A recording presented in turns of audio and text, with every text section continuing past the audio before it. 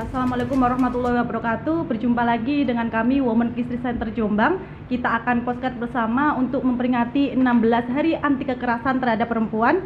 Di sini saya sudah temani dua narasumber kami, yakni dari KDS CCC Plus, Mas Cecas, dan juga dari Women Crisis Center Jombang, Mbak Mundi, gitu kan. Kita akan membahas terkait perempuan dan HIV/AIDS. Cegah, kenali, tanggulangi bersama lawan HIV/AIDS. Untuk pertama kalinya, kita akan bertanya dulu ya nih, bagaimana kabarnya Mbak Mundi dan Mas Cecas? Sehat, luar biasa. Luar biasa ya. Kita kali ini akan membahas terkait HIV karena di dalam rangkaian 16 Hari Anti Kekerasan Terhadap Perempuan, yakni di tanggal 1 Desember adalah hari bagaimana kita memperingati terkait HIV/AIDS. Menurut Mas Cecas sendiri nih, tolong jelaskan apa sih HIV/AIDS itu serta apa perbedaannya HIV dan AIDS? Oke. Kalau HIV/AIDS sendiri itu memang ada dua hal yang harus dibedakan ya Kak ya, karena HIV itu punya pengertian sendiri dan AIDS itu punya pengertian sendiri. Kalau kita bicara HIV itu adalah virusnya. HIV sendiri singkatan dari Human Immunodeficiency Virus.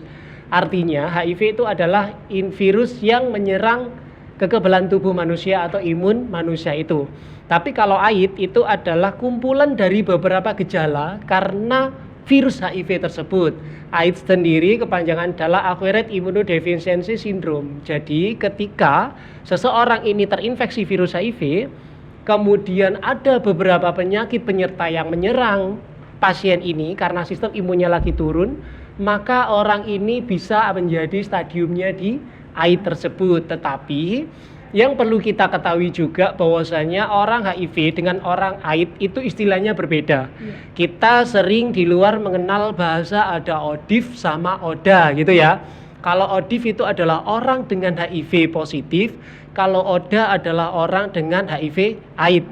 Nah, terkadang banyak mereka di luar yang sulit membedakan itu. Kenapa kalau HIV sendiri, ODIF sendiri? Ya beda, karena orang yang HIV belum tentu AIDS, tapi kalau sudah masuk fase AIDS, berarti dia pasti terdapat virus HIV gitu ya, karena HIV adalah virusnya. Kemudian berapa penyakit ini bisa menyerang orang itu karena sistem imunnya lagi diserang oleh HIV, maka dikatakan AIDS kalau stadiumnya udah di atas 4, seperti itu. Oh iya, jadi berbeda ya HIV sama beda, AIDS ya? Iya. Dan juga beda. mungkin nanti penanggulangannya juga berbeda. Oke, nanti kita akan kembali lagi ke Mas Cecas terkait HIV/AIDS. Tapi ini ada Mbak Mundi gitu kan ya. Saya ingin tahu nih, menurut pengalamannya Mbak Mundi gitu kan, apakah ada keterhubungan antara kekerasan seksual dan juga penularan HIV/AIDS, Mbak? Oh iya. Dan juga mengapa bisa demikian? Oke, terima kasih Mbak Ayu. Nah, kalau terkait ngomong apakah ada keterhubungan, jelas pasti ada ya. Bicara soal kekerasan seksual itu kan tidak jauh dengan yang namanya paksaan. Ya, entah itu paksaan dengan cara bujuk rayu atau yang memang benar-benar dipaksa seperti itu. Nah, ketika seseorang itu mengalami kekerasan seksual dipaksa, otomatis si orang tersebut itu tidak ada controlling atas dirinya sendiri. Jadi kan kalau misalnya kan nggak mungkin pakai kondom dulu deh, kan biar saya nggak tertular kan nggak mungkin kayak gitu. Pasti kan dia akan mengalami kekerasan seksual, akan mengalami pemerkosaan,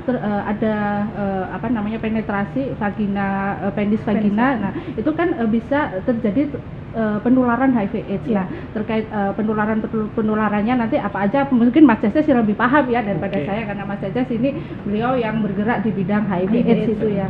Jadi kalau bicara terkait apakah ada keterhubungan, jelas pasti ada, karena kan si orang tersebut, perempuan tersebut yang mengalami kekerasan seksual itu dia tidak bisa mengontrol bahwa kamu jangan kamu pakai kondom dulu gitu kan, karena kan penularannya supaya tidak tertular pakai kondom, pakai alat-alat kontrasepsi seperti itu, tidak mungkin dia akan menyampaikan itu kepada pelaku kekerasan seksual. Dan otomatis terkait tertular, kalau si pelaku pemerkosaan itu dia sudah mengidap HIV/AIDS atau dia mempunyai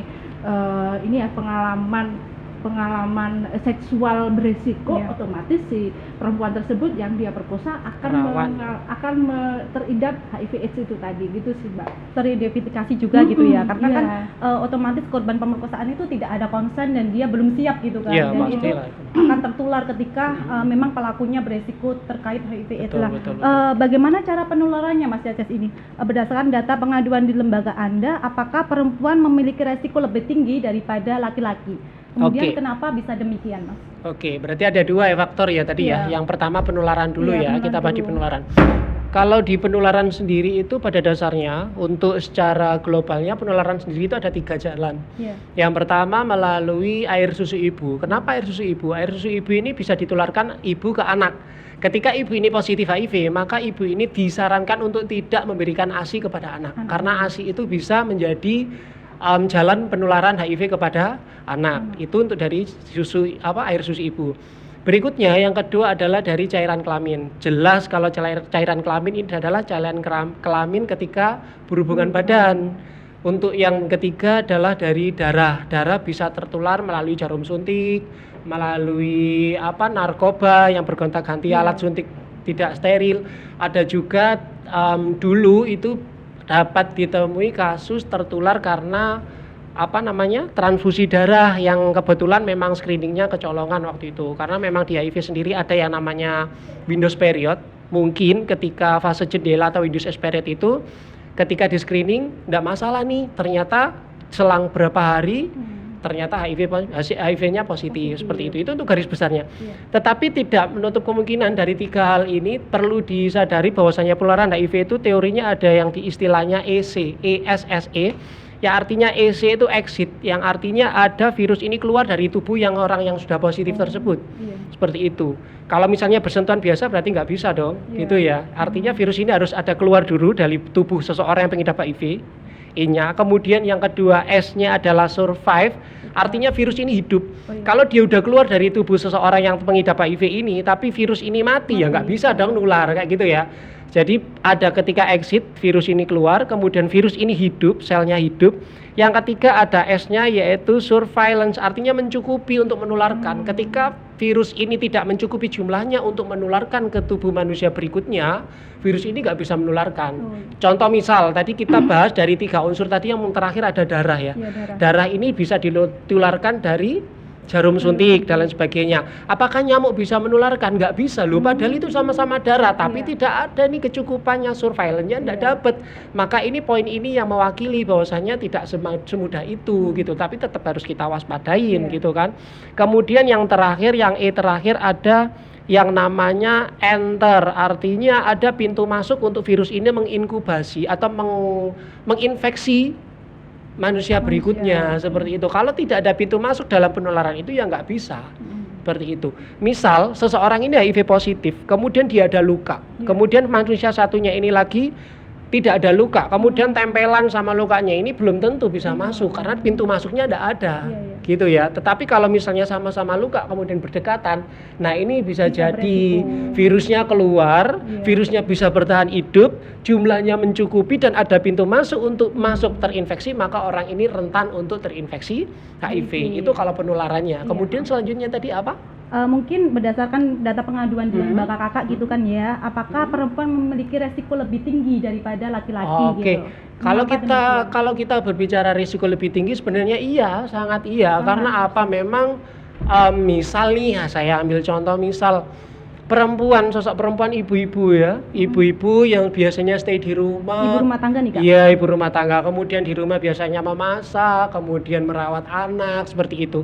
Kemudian lelakinya kerja di luar, misal gitu ya. Kemudian lelaki ini sifatnya yang mohon maaf nih, sorry yang laki-lakinya ini sedikit tidak setia, yang akhirnya di luar pun juga istilahnya jajan ya. Nah ini ketika dia jajan di luar kemudian pulang-pulang dia membawa virus tersebut, maka ibu ini yang menjadi korban. Di rumah dia tidak kan, di rumah dia sudah diam diri di rumah, kewajibannya sebagai istri di rumah, kemudian suaminya yang di luar, kerjanya di luar seperti itu, kemudian terpapar virus HIV di luar, pulang-pulang kasih bonus deh itu ya. Seperti itu. Maka ya memang kalau di urutan rentan memang rentan sekali untuk perempuan jadi korban. Itu jadinya. Betul.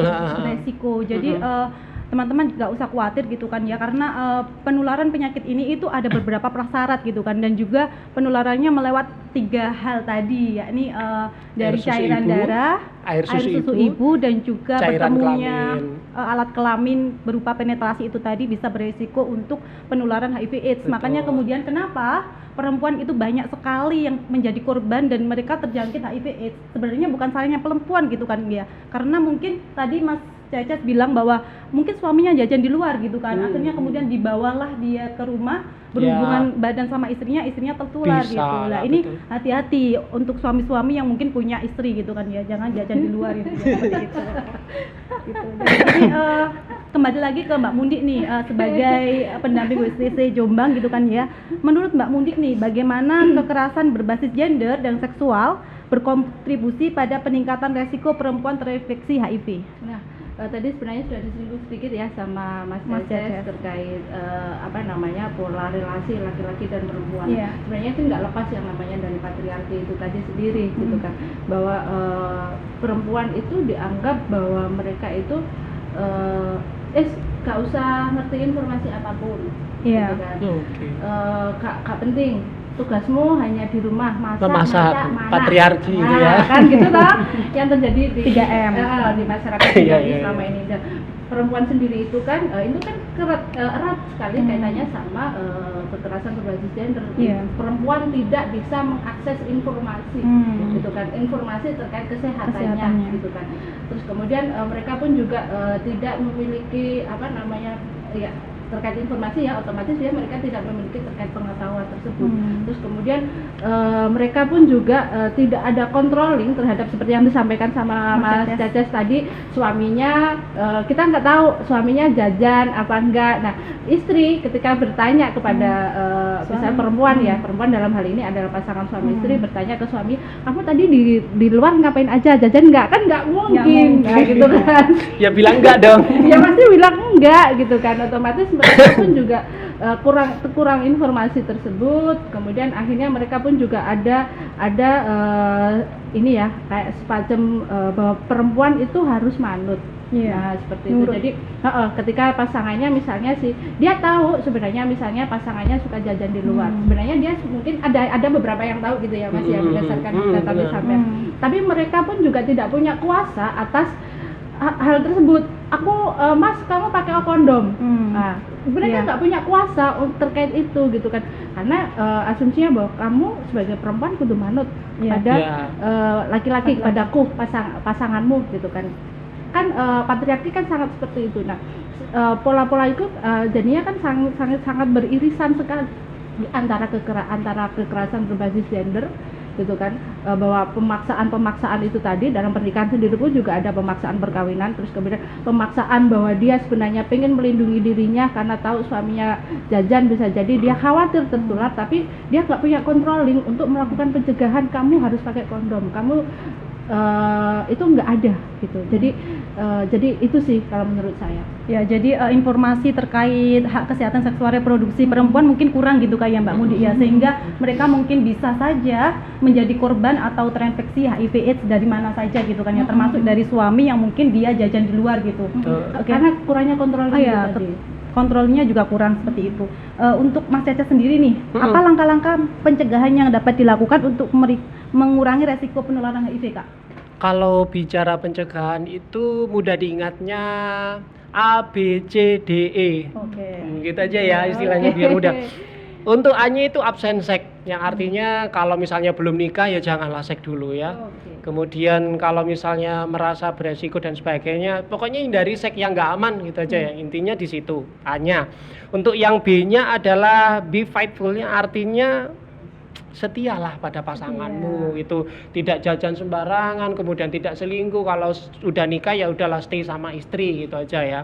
Kemudian berikutnya C, A, B, C. C-nya adalah cegah dengan menggunakan kondom. Jadi meskipun sudah menikah pun alangkah baiknya ketika tetap memakai kondom, karena kita juga dikondomkan juga alat kontrasepsi ya untuk menjadwalkan, memprepare kapan siap punya anak dan enggak, kan gitu ya. Biasanya itu Mas yang Nah, jadi kendala. iya, itu kan harus ada concern. Gitu Harus kan. ada concern dulu ya antara suami sama istri. Itu untuk C-nya. Untuk D-nya adalah no drugs, yang artinya jangan narkoba. Bentuk apapun memang nggak boleh kan untuk narkoba, apalagi yang suntik, karena suntik itu memang rawan untuk terinfeksi HIV. Ketika biasanya dari pengakuan teman-teman yang penasun atau pengguna narkoba suntik, ketika mereka menikmati ngeflay bareng, istilahnya seperti itu, dia akan pakai suntiknya ini jarum suntik satu untuk rame-rame nih. Bergantian. Begitu. Jadi saling suntik. Ketika satu ini terinfeksi, maka kemungkinan besar sekali untuk yang lainnya juga ikut terinfeksi. Untuk E-nya yang terakhir adalah edukasi. Edukasi ini amat sangat penting ketika orang tidak tahu informasi dasarnya HIV, terlebih dengan penularannya, maka mereka akan sembrono gitu kan ya bahasanya. Mereka akan main-main dan mereka akan beranggapan bahwasanya enggak masalah kayak gitu. Terlebih yang tadi, yang C tadi, kondom, bener Mbak Mundi tadi. Ketika suami istri pun, suami akan egois, ngapain kepakai kondom, aku ini suamimu loh kan gitu ya. Padahal di luar, sorry, suami yang tipikal suami nakal, dia jajan di luar kan gitu. Nah seperti itu sih. Ya, jadi itu tadi untuk pencegahannya ya. Pencegahannya lebih gampangnya Gitu. diingatnya di situ. Jadi kita harus waspada gitu kan, karena semua bisa beresiko gitu. Betul. Siapapun bisa beresiko. Jadi makanya kemudian edukasi itu penting terkait bagaimana pencegahan HIV/AIDS. Nah itu tadi kan pencegahannya kan.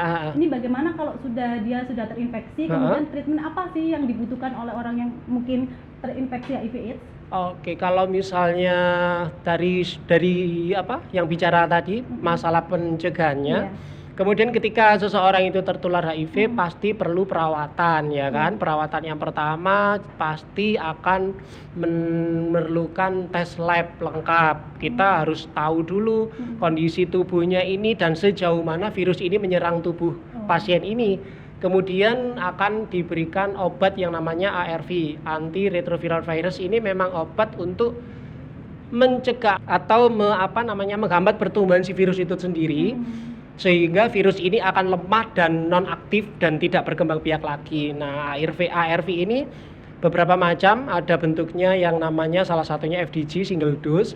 Itu juga bentuknya macam-macam lah, itu memang ranah dokter ya. Intinya pokoknya orang yang terinfeksi HIV maka dia akan direkomendasikan dan harus segera mendapatkan treatment atau perawatan yang namanya ARV ini, obat untuk virusnya itu tadi. Betul. Ya, jadi kalau misalnya kawan-kawan tahu nih ada orang yang mungkin dia terjangkit atau bisa beresiko HIV/AIDS, boleh nih langsung periksa Kak. Periksa aja ya Kak ya, periksa kemudian kita nanti akan membelikan obat namanya ARV. Betul. Ini memang obatnya tidak untuk apa Kak? Mungkin bisa dijelaskan obat ARV ini? Itu kan obatnya hanya untuk menekan pertumbuhan virus supaya virus ini nggak berkembang biak gitu. Analoginya gini, kalau misalnya orang ini terinfeksi HIV, katakan jumlah HIV-nya adalah 10, katakan misal.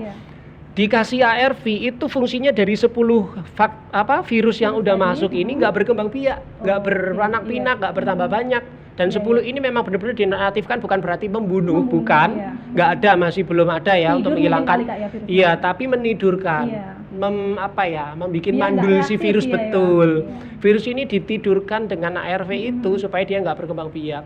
Nah, biasanya kalau ARV-nya ini tidak diminum, kenapa ARV ini wajib? Karena ARV itu kalau tidak diminum maka sama saja memberikan waktu untuk virus ini berkembang biak lagi, bangun lagi. Jadi kebal nggak virusnya? Iya, bisa. Ketika 10 ini sudah tertidurkan, sudah dinonaktifkan oleh ARV, kemudian pasien ini merasa dirinya sehat, kemudian nggak mau berobat. Nah, dari 10 ini bangun. Nah, bangunnya ini bisa jadi lebih ganas. Betul, akan beranak pinak lebih banyak. Lebih bahaya lagi kalau variannya dia akan mereplika dirinya dengan beranak yang strainnya atau kan ada ya RNA virus itu mecah dengan varian sendiri yang dulu yang kemarin ini virusnya jenisnya A misalkan, kemudian dia akan mereplika diri beranak pinak dengan virus varian C katakan. Nah, maka C ini akan resisten dengan obat yang selama ini dia minum. Nah, ini bahaya. Kesempatannya dia akan naik level yang namanya lini 2. Obatnya akan lebih banyak, efek sampingnya lebih besar, dosisnya pun juga lebih banyak gitu. Jadi penting sekali ya untuk amat sangat penting. setiap hari ya. Betul. Tapi yang lebih penting ya tetap adalah di pencegahan dan kesadaran ya supaya tidak sampai ya. Biar tidak banyak sekali tidak sampai banyak tertular. orang yang terjangkit gitu. Alangkah lebih baiknya kita mencegah dengan memberikan edukasi macam seperti ini ya mungkin Kak ya, podcast, tanya jawab sama narasumber hebat dua ini. Oke, kembali lagi ke Mbak Mundi nih. Menurut Mbak Mundi, apakah perempuan memiliki akses yang cukup terhadap informasi maupun edukasi terkait pencegahan dan pengobatan HIV/AIDS? Mungkin tadi sudah dijelaskan ya. Tapi menurut Mbak Mundi sendiri itu tantangan terbesarnya apa sih ketika menemui apakah ada korban kekerasan yang juga dia mendapatkan atau terjangkit HIV/AIDS selama ini yang Mbak Mundi dampingi di BCJ Jombang? Oke. Nah, ini ya. apa namanya, kalau ya tadi kan sudah ini ya Iya, terkait akses informasi belum merata Belum semuanya merata, gitu ya. iya. Kalau berdasarkan dari pengalaman WCC Jombang, kita pernah waktu itu gitu kan, yang waktu itu loh Mas yang sampai meninggal. Oh. Iya. Jadi waktu itu ada kasus yang kami dampingi, dia korban kekerasan seksual gitu kan. Nah, tantangan kita adalah yaitu mengarahkan si korban ini mau melakukan tes. Tantangannya justru itu ya, Ya, meyakinkan korban ya. supaya dia mau dia mau tes gitu kan, supaya dia mau tes apa namanya, tes untuk ini ya, untuk HIV ya, Mengetahui, VCT, iya, untuk tesnya, VCT, betul. untuk tes VCT.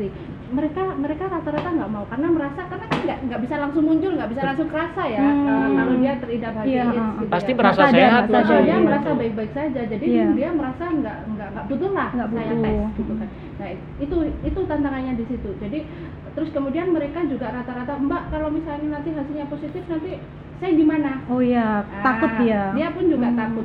Yang pertama dia merasa dia dirinya sehat, yang kedua dia merasa nanti kalau misalnya ternyata saya positif saya harus gimana? Semakin saya nggak siap untuk mengetahui Iya. itu. Padahal itu semakin berbahaya ya Mas. Iya, Ya, betul. seperti itu. Nah, waktu itu akhirnya karena kami waktu itu masih belum kerja sama Mas Cecep ya waktu itu ya. Akhirnya berdasarkan datanya Mas Cecep screening ternyata itu juga dialami oleh korban kami, dia positif HIV AIDS dan Iya. sayang banget telat gitu kan. Oke. Telat banget diketahuinya ternyata ini sudah pada tahapan yang virus AIDS yang tadi tinggi, ya. pada tahapan virus yang tinggi.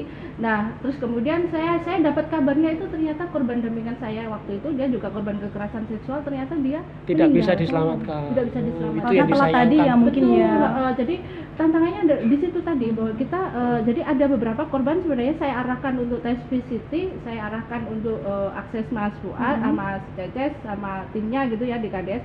Mereka selalu menyampaikan seperti itu. Takut satu, saya baik-baik Baik saja, saja, iya. kan nggak tahu karena si pelaku yang melakukan pemerkosaan dia nggak mungkin jujur saya banyak loh yang saya setubui, kan nggak mungkin. Iya. Gitu sih. Iya. Jadi itu mungkin termasuk tantangannya mendampingi Betul. korban ya Kak, karena korban mungkin merasa dirinya baik-baik saja, kemudian dia nggak mau nih buat apa namanya tes, akhirnya virus itu semakin berkembang dan akhirnya telat lah kita ya untuk membersamai. Saya gitu tahunya kan. pun dari screeningnya Mas Ceces dan seperti itu. tim Oh, gitu. oke. Iya. Jadi mungkin tadi tantangannya dari pendamping sendiri bahwa meyakinkan korban itu penting sekali dan juga tantangan, dan juga mungkin karena korbannya juga kurang teredukasi karena tadi betul. edukasi kepada perempuan kurang terkait HKSR-nya gitu kan. Kalau menurut Mas Cesa sendiri nih, apa sih tantangan selama ini dalam memberikan dukungan terhadap orang-orang yang sudah terjangkit atau tadi apa ODA atau yang mereka sudah terjangkit HIV/AIDS? Tantangan membersamainya itu apa Kak? Kalau tantangan terbesar saat ini adalah telaten dan sabar, yang pasti itu ini ya. Apa namanya, membutuhkan effort yang lebih Tinggi, iya. gitu. Kalau kita nggak telaten, kita nggak sabar, itu sulit. Kalau hanya sekedar mendalami masalah teori doang gitu loh. Karena mereka juga ketika kita berikan teori, mereka banyak loh yang melek digital ya. Mereka akan baca Google dan mempercayai Google daripada kita yang sudah berhadapan langsung di lapangan. Tapi tetaplah kepada komitmen kita, bahwasanya kita akan mendampingin dia, maka diusahakan maksimal mungkin. Mungkin yang awal kita berikan adalah penguatan dulu ya. Kemudian edukasi harus masuk lebih awal dulu, kita branding lagi dari awal, kita bantu dia supaya lebih cerita dan kita flashback kembali, sedikit flashback kembali bahwasanya kami ini beresiko loh. Resikonya di mana ya, dari ceritamu itu tadi ya itu. Kemudian kita yakinkan bahwasanya hasil lab ini nggak main-main, artinya ini valid, kamu positif gitu loh. Kadang mereka itu yang anak-anak muda masih denial, nggak percaya kalau nggak mungkin mas aku nggak ngapa-ngapain ya oke lah gitu. Malah kapan lalu itu aku dapet dampingan satu, dia mahasiswa sampai dia mau berobat lagi ketika ada hasil lab 3 kali. Baru yakin kalau Saking nggak percaya, ini benar. Yang pertama itu memang dilakukan dia di puskesmas. Dia nggak percaya, dikata puskesmas ini mungkin standarnya yang kurang, mungkin alatnya yang salah gitu kan. Oke, aku turutin. Kamu maunya apa? Aku mau berobat ketika tes lagi. Mau tes di mana? Di RSUD. Oke, tak antar ke RSUD. Dan di RSUD pun sama demikian, hasilnya reaktif. Maka di situ penguatan psikisnya, Psikisnya. dampingan. Kita edukasi di situ, kita berikan edukasinya lagi, kemudian penerimaan statusnya dia itu kita dampingin. Itu. Berarti lebih ke meyakinkan ini ya. yang Karena kita sudah paksakan terjangkit. berobat pun, kalau dia nggak yakin bahwasanya dirinya itu sudah positif dan dia tidak bisa terima kondisinya seperti itu, Iya. dia akan tetap menolak pengobatan. Karena satu, dia sudah nggak yakin dirinya positif. Yang kedua, pasti dong dia akan merasa sehat tadi loh. Iya. Nah, ini dua hal ini yang perlu kita selesaikan di awal. Kalau dua ini sudah didamaikan, dia sudah bisa terima, dia sudah bisa ini, baru edukasi tentang pengobatan akan bisa masuk. Iya. Jadi memang karena banyaknya orang-orang yang terjangkit HIV/AIDS itu mereka masih sehat-sehat saja terlihatnya ya Mas. Malah Tapi- lebih baik seperti itu. Ketemu posisi di stadium 1, stadium 2 yang artinya dia memang benar-benar metabolisme tubuhnya masih oke, masih siap untuk ARV dan sesegera mungkin diobatin supaya nggak sampai drop. Kalau udah di drop, udah masuk rawat inap, stadiumnya ini sudah di 3 Sudah sulit atau sekali 4 itu. atau di AID, maka recovery-nya akan lebih lama, lebih sulit. Iya. Gitu. Kalau misalnya kondisinya dia masih ditemukan di stadium 1 asimptomasi atau di stadium 2, Iya. maka ARV ini akan cepat kerjanya, dia akan lebih sehat dan nggak sampai drop lagi gitu. Iya. Takutnya nanti seperti apa yang terjadi di dampingannya Mbak Mudi Ya, mungkin sampai nanti kelewat dan nggak telat tertolong dan juga kan. itu tidak tertolong gitu, itu Betul. bahaya sekali gitu kan. Oke, ini kayaknya kita sudah di akhir perjumpaan kita, tapi sebelumnya saya ingin bertanya dulu kepada narasumber kita. Kita kira harapan mereka apa sih ke depannya agar orang-orang lebih sadar terkait penyakit ini gitu kan? Karena penyakit ini sebenarnya dibilang bahaya juga bahaya, tapi kita tidak fokus pada bahayanya ya Mas, tapi kita sedang fokus Pencegahannya pada lah. pencegahannya gitu kan ya lah. Harapan ke Mbak Mudi dulu nih, kira-kira untuk masyarakat luas bagaimana nih harapan ke depannya? Oke, terima kasih Mbak Yu. Nah, kalau harapan saya sih bagi teman-teman, kalau kamu ini ya apa namanya, termasuk orang yang dengan seksual aktif, Iya. gitu kan kita sebagai perempuan merasa bahwa kita hanya satu pasangan, tapi kan kita nggak tahu apakah pasangan kita hanya dengan kita aja atau tidak? gitu kan. Setia atau tidak, seperti yang disampaikan Mas Caca tadi kan, bisa jadi dia jajan di luar Iya. gitu kan, karena perilaku sebenarnya Iya. itu ya. Jadi kita kalau misalnya seksual aktif kayak gitu, alangkah baiknya kita melakukan tes pencegahan lebih awal supaya kita tahu, seperti yang disampaikan Mas Caca tadi, supaya kita tahu kalau ngomong bicara penyembuhan, kalau misalnya masih di stadium 1 kan lebih mudah. Iya. gitu kan. Jadi kalau misalnya daripada kalau misalnya ternyata negatif ya alhamdulillah, yang Iya. penting kita lega gitu kan. Tapi kalau misalnya kita supaya jangan pernah takut, karena itu adalah salah satu deteksi awal supaya bisa dilakukan pencegahan supaya tidak sampai terjadi ke hal yang tidak diinginkan, sampai bahkan seperti klien dampingan saya tadi saya meninggal. Nah, harapan saya bahwa jangan pernah takut untuk tes gitu kan. iya. Jangan pernah takut untuk tes, apapun hasilnya itu adalah salah satu bentuk pencegahan kita, benar salah sekali. satu bentuk melindungi diri kita dari penyebaran virus itu tadi, dari virus itu supaya tidak berkembang ke yang namanya AIDS. Itu sih harapan saya. Iya, jadi lebih baik kita mencegah gitu ya, mungkin poinnya, daripada kita mungkin nanti mengobati karena lebih sulit lagi kalau mengobati itu. Pesan dan harapannya Mbak Mudi. Kalau Mas Caca sendiri gimana nih Mas? Kalau aku sendiri, kalau tadi sudah diomongin pencegahan di Mbak Muni ya, yang artinya dari pencegahan itu pun harapannya adalah semua teredukasi sehingga semua tahu yang dijauhin itu bukan virusnya, tapi cara penularannya itu yang harus dipahami. Kalau semua masyarakat kalangan umum sudah paham itu, aku rasa akan bisa lah untuk diminimalkan, dan goalnya Kesehatan Nasional akan eliminasi HIV di 2030 nantinya, semoga saja Harapan kita gitu ya. bersama kayaknya. Selain itu juga harapannya adalah semua sadar tentang HIV, penularannya gimana, dan masyarakat umum lebih familiar dengan isu-isu ini, lebih responsif terhadap ini, dan tidak melakukan stigma ataupun diskriminasi kepada mereka-mereka yang sudah positif. Harusnya kita saling mendukung gitu ya. Mereka yang positif itu sangat amat perlu didukung secara psikososialnya gitu, supaya tetap survive, supaya tetap bisa rutin ARV, karena motivasi terbesar selain dirinya dia sendiri adalah orang-orang di sekitarnya atau yang dia sayangin, yang harus terus menyemangati, ngasih support bahwasanya kamu harus ARV, kamu baik-baik saja kok, kamu akan sehat dan kamu nggak ada beda dengan aku yang tidak ada Baik-baik virus saja, HIV ya. gitu aja. Ya, jadi poinnya mungkin dari Mas Cecep adalah jangan khawatir sama virusnya, tapi bagaimana pencegahannya, dan juga jangan Pahami menstigma. pencegahannya. Iya, jangan menstigma korbannya, karena bagaimanapun mereka butuh bantuan kita untuk bisa melanjutkan kehidupannya. Seperti Betul. itu ya. Mungkin itu dari kami semua. Jadi terima kasih kepada dua narasumber kita Sama-sama. yang luar biasa gitu kan, karena waktunya memang sudah terbatas dan habis gitu kan. Mohon maaf sekali teman-teman, terima kasih banyak sudah membersamai kita selama 30 menit tadi. Semoga bermanfaat dan sampai jumpa lagi.